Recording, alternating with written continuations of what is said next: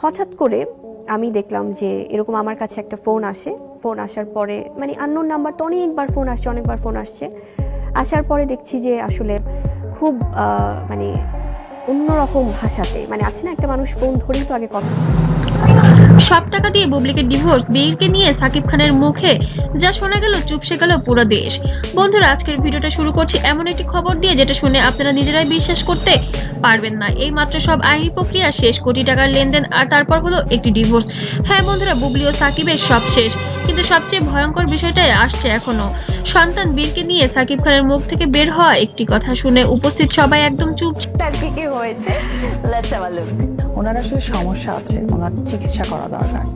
বুবলির তরফ থেকেও এক ধরনের একটি কথা শুনতে পেলাম যে কেন স্ত্রী বলা হলো, বা এই ধরনের একটা নিউজ আমরা মিডিয়াতে দেখলাম। কি বলবেন, কি বলেছে, কেন স্ত্রী বলা হ্যাঁ হলো? কেন স্ত্রী বলা হলো? তাহলে এই উত্তরটা উনি উঠে যায়।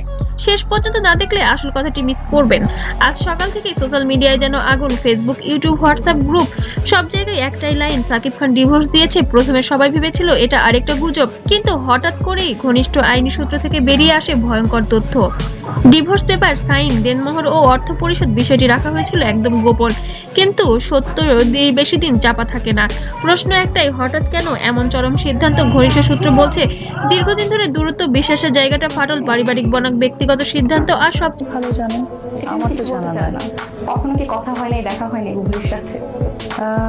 আসলে ওই নামটাই বলতে চাই না সিরিয়াসলি, মানে ঈদের এত সুন্দর মুহূর্তকে। সবচেয়ে বড় বিষয় বীরের ভবিষ্যৎ। এক পর্যায়ে সাকিব খান নাকি বলেন, আমি আর পারছি না, বিষয়টা এখানেই শেষ করে দেওয়া দরকার।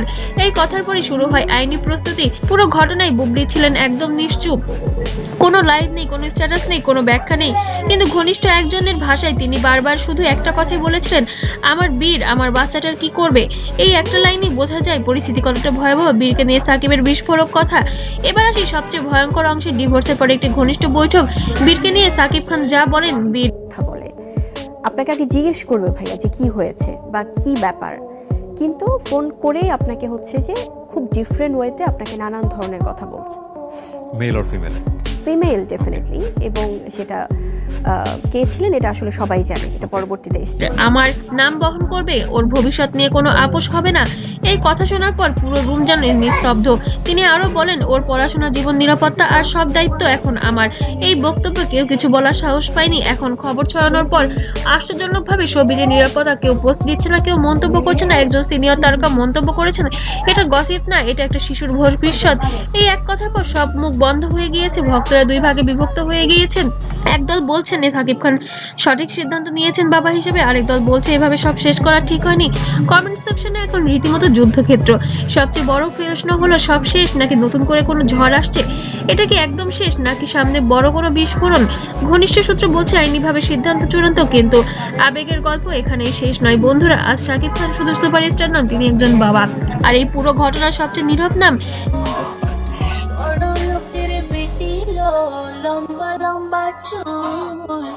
বীর। আমরা চাই গুজব নয়, মানবিকতা, আক্রমণ নয়, সহানুভূতি। আপনার মতামত কমেন্টে লিখুন। এই পরিস্থিতিতে সবচেয়ে বড় ভিকটিম কে? ভিডিওটি ভালো লাগলে অবশ্যই লাইক করবেন, সাবস্ক্রাইব করুন আর শেয়ার করুন, কারণ এই গল্প আর থামবে না এখানেই। ভবিষ্যতে আরো কিছু নতুন নতুন খবর নিয়ে অবশ্যই হাজির হব।